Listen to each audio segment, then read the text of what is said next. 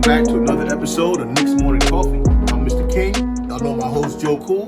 What's going on? All right, so training camp is coming to an end. Today is the last day that the players are going to get together for training camp. So, I don't know about you, but I didn't hear too much coming out of training camp as far as anybody who actually stood out. I haven't heard anything about that, but what I do like about what I heard about training camp was that Julius Randle has bought into not so much small ball, but bought into running. That Tibbs wants to be an up-tempo team, and that Julius bought into the fact that he also wants to be a running team and willing to play off the ball. Oh, wow, nice. Yeah, so that would be key for the Knicks. And another thing that I learned, too, was that Tom Thibodeau was in charge. Like Leon, when he gave that endorsement last week, that he's not going to tell him where to play, who to play and how to play him. At least publicly, he said that. The players, every time they all came to the podium during their press conferences, they all would say the same thing. Wherever coach needs me to do, that's what I'm going to do. Playing time is dictated by the coach. So I thought that was a big time thing for the players to all buy, if they believe it, to all buy into that. And they was talking about how most of the young ones, especially not training in the summer on what they felt they had to work on, but training on, what coach feels they need. Oh, okay. Yeah, because everybody fighting for playing time. So, and our best asset is probably going to be when we go small, because we got so many players that that can shoot the ball and handle the ball. But to me, I'm going with the mindset that you don't got too much depth until you win. So until we start winning, we don't got too many players. Save that for the teams that's fighting for championships every year. So that if everybody's buying into the fact that it's up to Tibbs to get playing time, then that's cool. That means there won't be no hurt feelings, won't be no So I mean, with your young guys buying in, they fresh out of college. So I remember I always had that theory of if NBA players, whether they're superstars or not, always had the theory if they play as if the coach can send you home, maybe the league will even get better. But even with the Knicks, we'll get better because our young guys is fresh out of college. They're playing with the mindset of I can get cut or traded tomorrow. Then you got Mitchell Robinson, maybe we'll say he's a veteran, right? A young veteran that's like, all right, let me drop some weight so I can be faster on the court. Yeah. So now it's all come down to Randle dropping his weight and saying, all right, I'm going to run with these young dudes. I'm not going to just... And that can only help us, especially when guys went back to try to improve on certain areas where they felt they had to get better. Like, for instance, RJ talked about improving finishing at the rim, foul shooting, driving to the basket, being able to pass with either hand, and particularly the right hand. So, yeah, that's an area that could really help us because RJ's efficiency, that's where he has to improve. His shot making, same thing IQ said. I want to improve my efficiency. Because you got to figure, if you're shooting close to 39, 40%, that'll help any team.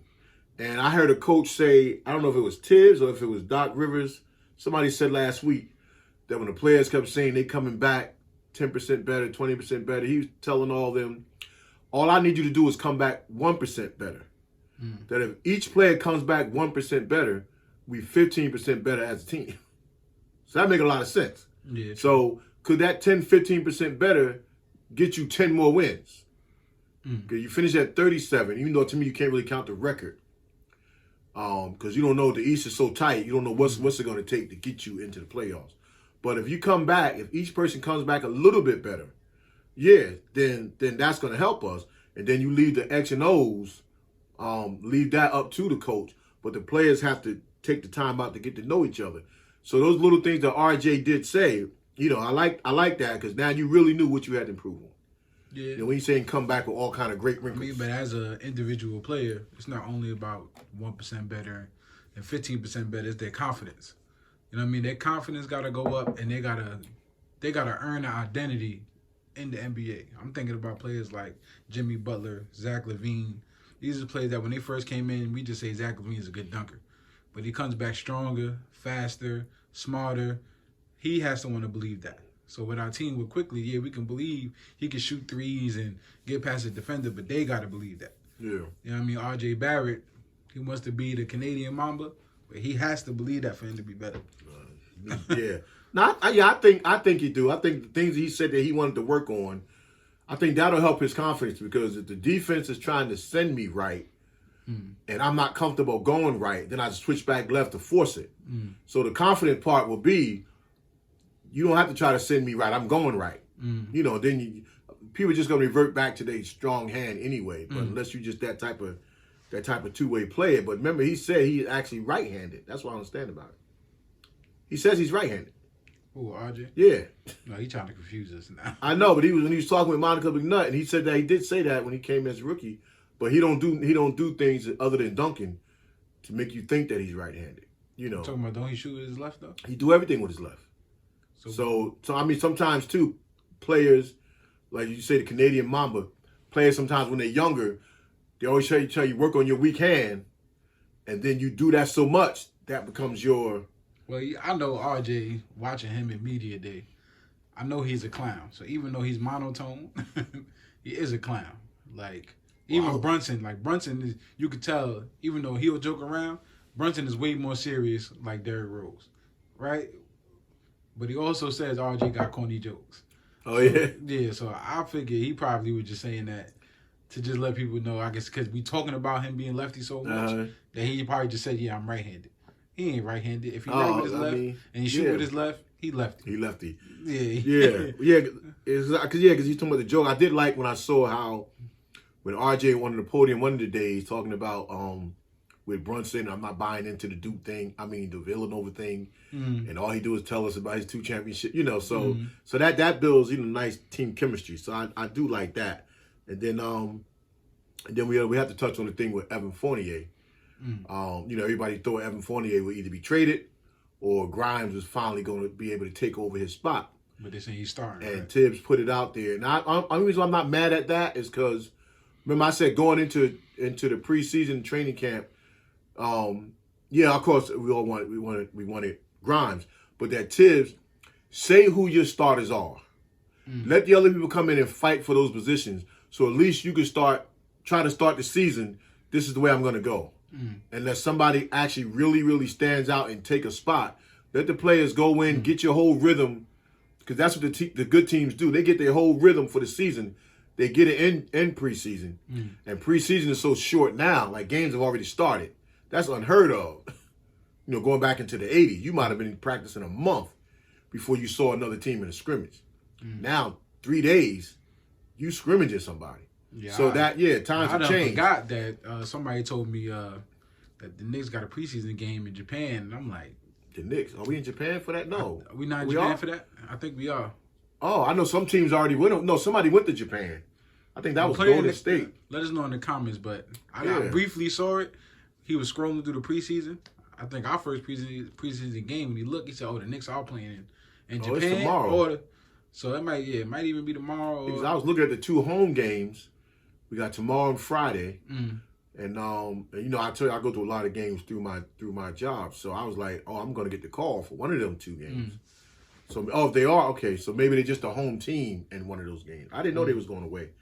I could be wrong, but I know when he was scrolling, he said, "Oh snap, the Knicks are here." So he could. He could have scrolled too far and seen that the Knicks was playing. Yeah. Washington and Golden State was in Japan the other day. Okay. Yeah, so maybe I don't know. But anyway, I know I'm going to be at quite a few. I'm going to be at least 10 games. I know we played. I just knew that we played Detroit. And we got Indiana, Detroit, Indiana twice, Detroit. I never did like our preseason schedule.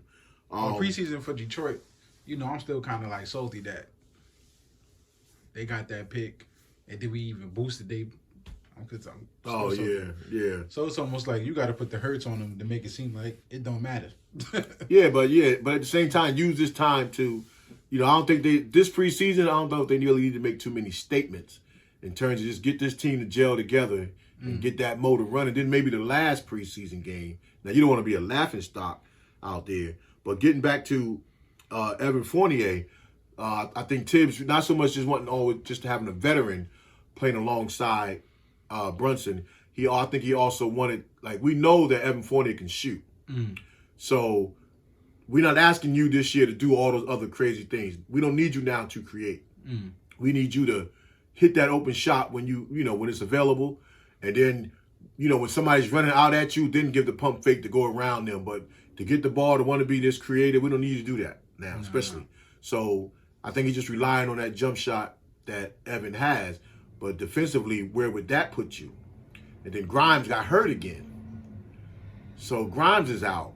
So it's like, you don't want to be that player like Mitchell Robinson. It stuns your growth in a team's confidence. I ain't even know if you're going to get, he tweaks something. If you're going to get hurt every year. Now that opens up the door for Cam Reddish to show what he could do at that position. If he gets to come in, because you still have IQ who could play combo guard. So by Grimes getting hurt again, that's a setback that could take you now mid-season, not to say mid-season start playing again, but now mid-season to get you back into good grace, because you're not here for all this preseason stuff.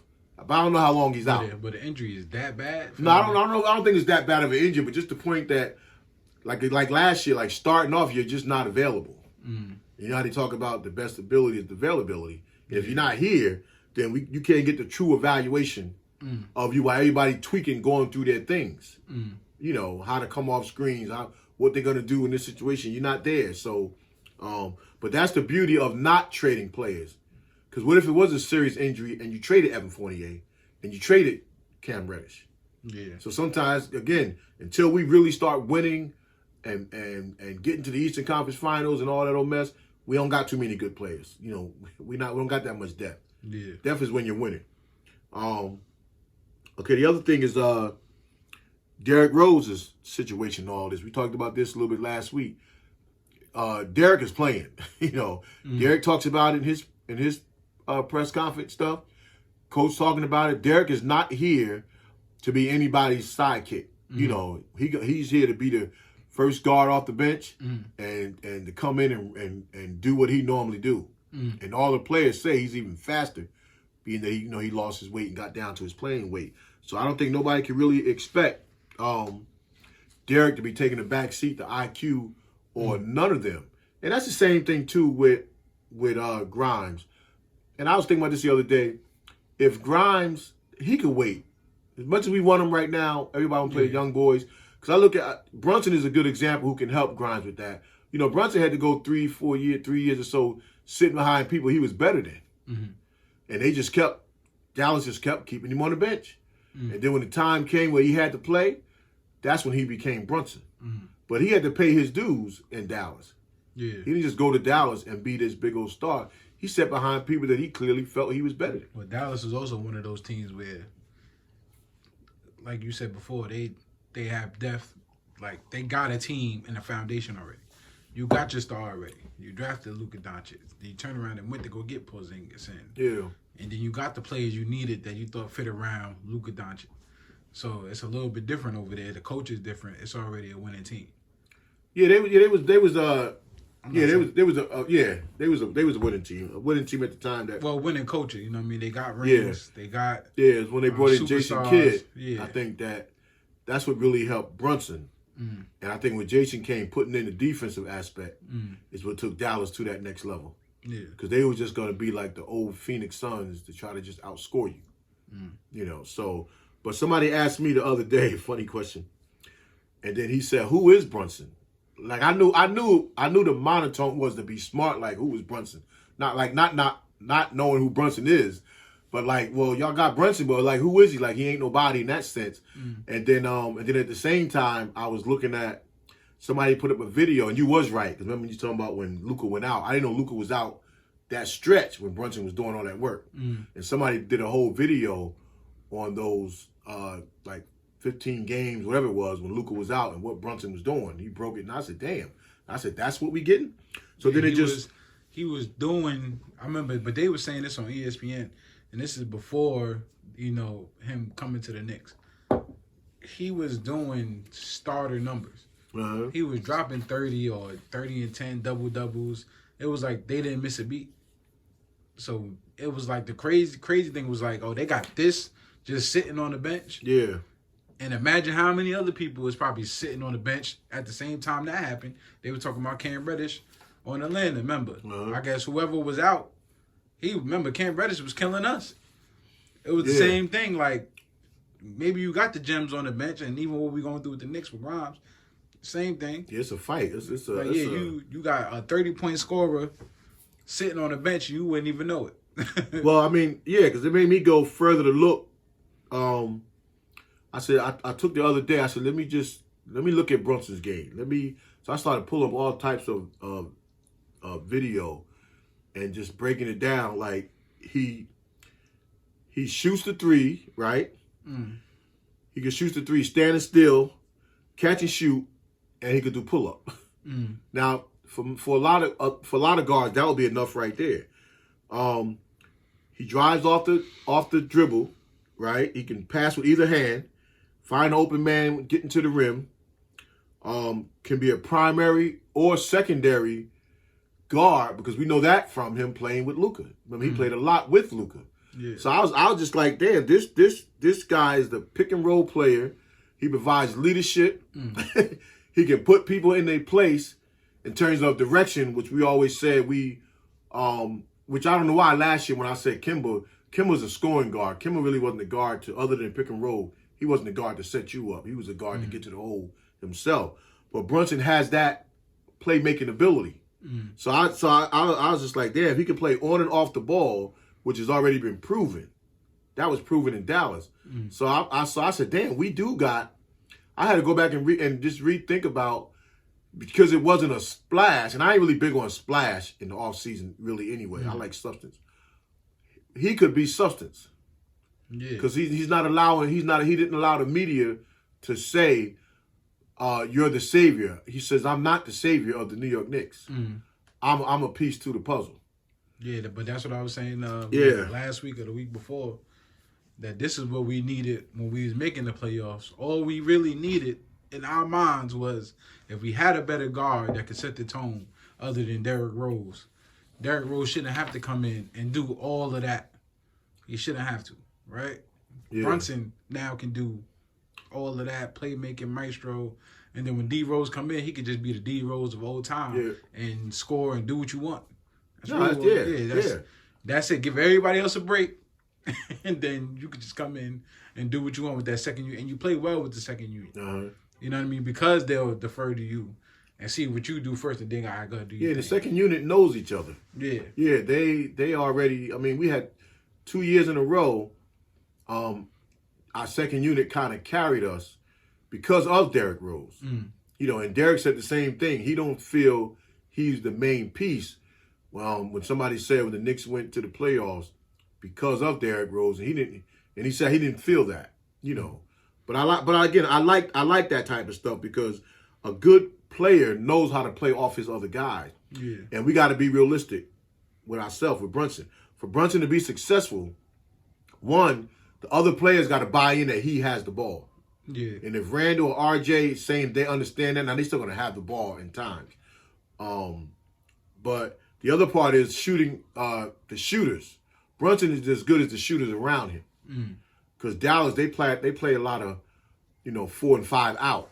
So if you play out of 4 and 5 out, that means the ball got to move around the perimeter so somebody can get into the lane and dish it out.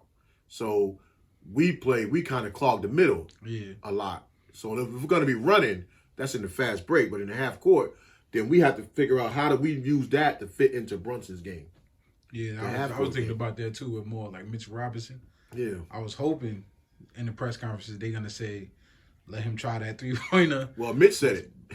Oh, he did? He said, when they asked him about Brunson, he also... Like, disclaimer, I watched briefly all their interviews, but it was just like very brief. I didn't really sit there and dwell on what they were saying. Yeah. I know they were just going to say, this is like the media time where they're not really...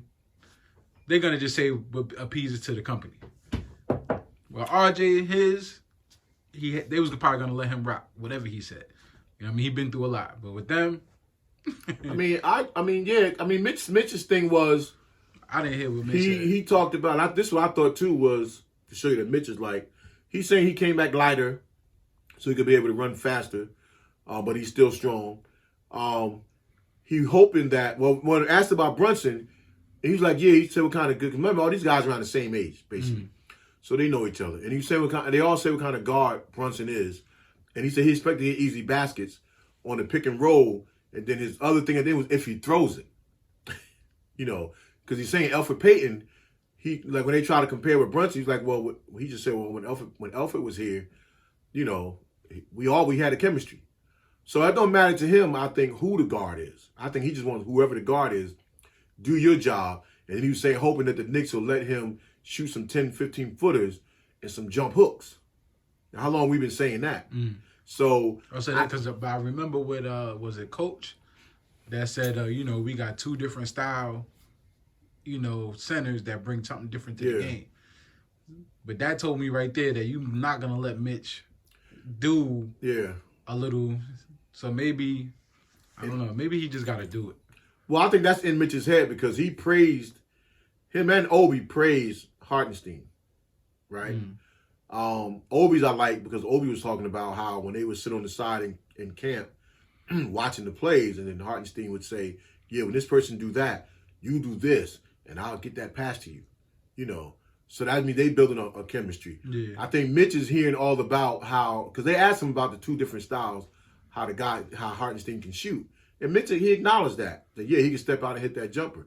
But we seen from Mitch's videos, remember 3 years ago, him stepping out, shooting the threes. Now, people only put up the clips that they make. So we know he's capable of making it. It's just getting him comfortable to shoot it. And not even just to stand out there to shoot the three. I'm more like the 15-footer when you got to pop out. Because if somebody's driving, you don't want to carry your man into the lane. And I watched it just makes, to me, it makes life easier because you could say the point guard can keep the person humble if they're hitting a shot and then taking it to the paint. But what happens if you're centered? I know me and my boy get into it all the time because he was like, oh, Shaq got videos of him shooting threes. I said, Shaq barely shot threes. Though. But he barely shot threes. I said, yeah, he could probably hit a three, but he's not going to shoot in the game. But look at Antetokounmpo. Antetokounmpo wasn't great at shooting a three, but now that he shoot it, knowing he probably going to miss it, but now he's shooting it, knowing he probably going to make it. He's So what happens if all you got to do is make one? Yeah, you 6, 7 years in, but I don't know if Shaq is somebody they could use because Shaq can shoot threes in the game. He might have hit one. I'm talking about, but my thing was we see Mitch do it in practice. Like he's practicing shooting the three. When we see Shaq do it, Shaq can shoot the three in practice, right? Even if he's not going to take it. That's a bad comparison because then you got Antetokounmpo that he can shoot it. Does he really want to shoot it? Probably not. But to keep the defense humble, I'm going to make this. Yeah, you talking about star players, though. Yeah. If they're telling Mitch before he can't shoot it and being a student of the game and a humble player, you're going to listen to the coach. Who's going to tell Shaq? Shaq probably didn't really shoot him. He knew what his dominance was and he couldn't shoot him. The Greek Freak, he would try him in his early part of career, but it was a disaster. And then you just keep practicing enough to do it. Yeah, but they star players, though. But even so, that still would be bad on the coaches, right? Because we talk about, well, not us, but the media talks about positionless basketball. That's really all it is. It's stuff that you're doing in the park. That's why I laugh when they say it. Yeah, but Thibodeau, the center, that's not Thibodeau. The center always shot a 3-pointer on the 3-on-3s, and we played in a Cromwell. A center always shot threes. It just when they get to the higher level, they just stop doing it. But that's Thibodeau. He doesn't believe his centers probably should shoot because remember Karl Anthony Towns, he shot threes because that was part of his makeup. But Tiz probably didn't like that because when Karl's a natural person to hunt threes, he can stand out there like a forward and wait for the ball and shoot the three and hit it. But you probably just want your center to be able to, like if I'm driving to the basket and my man goes to you to double and there's no room to get around him for the alley-oop, then you pop out. So now I can hit the 10, 15 footer or, you get a chance to get all the way to the basket. For this new age basketball, it just makes life so much easier. Now, Embiid got to come out to guard his man all the way by the three. I remember when we had Porzingis, and sometimes Porzingis got to slide to the center position. The center now got to come out to the wing. They're not even in the corner no more. They got to come out to the wing. So now they can't even chase the guard to turn around and chase him to even get that block. Because now they're going with the left. Yeah. Porzingis over here on the right. Like, I can't even leave my man. What happened? They got to come out there to Mitch. And Mitch can hit that little corner or wing three. Now they in trouble. Because just the fact that I can even just hit it with enough room, then you have to come out there. All he got to do is hit it once or twice. Well, 2 years ago was the time for them to experiment with it when the Knicks was rolling well, even though Mitch got hurt. Yeah, we all know that Mitch should be able to take the shot because he jumps out the gym. And he'll stop getting hurt because now they got to go out there. Now he's resting them knees. Yeah. The jump shot is probably the most high percentage shot. If I ain't got to go up there and take a look. Well, I'm going to go up there and bang with y'all when I can just shoot this right here. Yeah, he got to feel a certain way if y'all saying that this guy can shoot Hartenstein, but y'all ain't going to let me try. That you got to feel a certain way. But again, his spirits, at least his spirits were good, and his spirits, his spirits were up. So, and so I think we're going to see a lot of that because you can't have a fast breaking team, and the centers don't have the ability to shoot. At least the flexibility. Yeah. To shoot. And even when you first start doing it, they're probably not going to go because when you got to do it now in real time, if you're hesitant, it won't be the best shot. But I think you should just let him take it when he's open. Because it just keeps the defense honest. I mean, again, I don't know if Tibbs believe in that positionless basketball, but you should at least let him do it. And then you get the topic with Obi Toppin. When Tibbs, of course, he made it clear that Randall is the guy, which we all don't think nobody. Yeah, we all. Yeah, I think people in their right mind didn't think that Tibbs was gonna. You said something last week, and I laughed. I said, "Yeah, he right. If you don't play, if I was the coach and I did not play." Julius Randle, I'd definitely be fired the next second. Well, I mean, yeah, you just I'll be fired in practice. Like, Obi, because you're not on the 18. yeah, because Obi ain't really did enough. And see, that's the thing too with Obi and Grimes. We love them. And everybody can say, okay, they didn't get the time, but still, even with that time, sometimes you just didn't do enough to make me say I'm a bench Randall. Yeah, I could tell Obi don't get a lot of playing time. Yeah, you know why? His waves is still too tight. I mean, if his waves wasn't so tight. Obi, listen. Obi just got to come out and make the best of the time he get, and just force you to leave him in the game longer. That's the best we could hope for. Because Tibbs also said in his press conference, he's not playing both of them together. Now I didn't like that so much. I don't think they should play together that much as center and power forward. You know how I feel about that. I'd like to see them with a defensive center in there playing together as forward and center. Especially if it's Hartenstein, because now you got three guys that can rotate around into the middle because they all shoot. And they mostly play the small forward position anyway, even though they're power forwards. They're always out on the perimeter. So, I hope that as time goes on, Tibbs do experiment, put a center in there and play the two of them on the outside together. And that gives you a big, fast, strong lineup for the Knicks. So, but that's training camp. That's their first game starts tomorrow is their first preseason game. They got 3 or 4 preseason games, and then it gets jumping in Memphis. So we'll come back too when we got more footage, more information. We come back next week, and by that time they would have had at least 2 games to talk about and to assess the Knicks. There's also one note. I saw listening to some of the commentary on some of the ESPN Sports Center shows where they say the Knicks could probably make the playoffs, as a 9-10 seed. Too early to tell, but to me, you're still fighting for 6. You still fight for 6, and then you try to do what you got to do for that other part. And then 2, by next week, we'll break down some of the other teams that will be in a tight race with us and see where the Knicks really stack up player for player. Because if we are deep, our first 5 might not be impressive against other teams, but our second 5 should be impressive against other teams. And then when you start blending our best first 5 with our best second 5, now maybe we got something through the course of games that could sustain us. So this is going to start getting interesting. I'm happy. I'm ready for the season. I ain't worried until I'm worried. Yeah, I ain't going to be worried. I'm just happy that they back. We know we're going to be exciting because we know Brunson's going to push the ball. We know they're going to be gritty. And we got a lot of players that say they got something to prove.